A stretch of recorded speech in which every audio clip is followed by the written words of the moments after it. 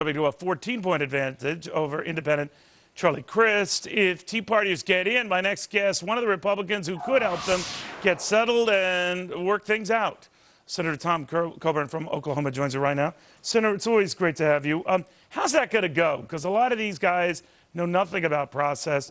In fact, they hate process, but you've got to get them acclimated to process, right? Oh, I think it'll go very well. These are very smart individuals.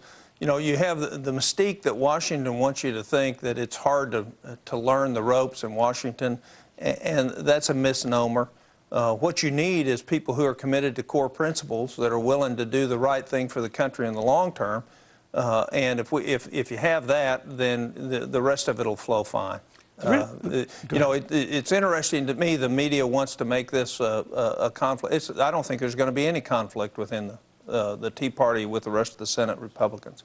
But it does come at a time when there's concern, rumors, whatever you want to call it, that in the case of Joe Miller, maybe the established Republican Party isn't fond of him and is airing back to Senator Murkowski. I raised that with Miller yesterday, and then I'd like you to react to this today.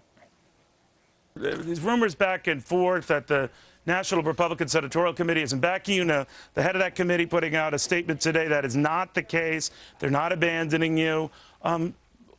Do you feel they are? Were you satisfied by the statement that they are not? Or is this just folks just digging up stuff on you? What?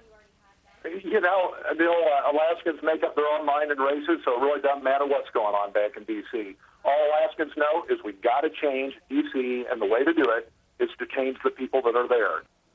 Any truth to any of that, Senator, that the National Republican Senatorial Committee is getting dicey on him?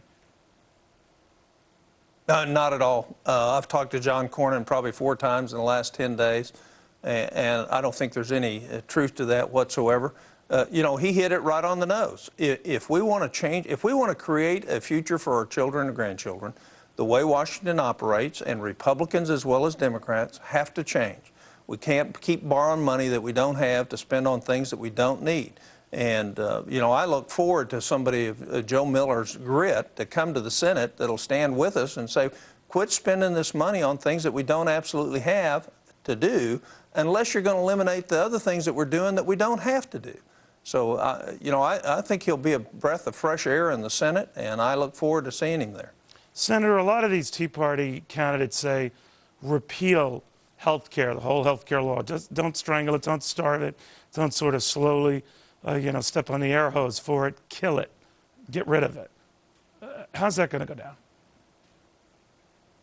Well, look, the President of the United States has tremendous power, and he also has a veto pen.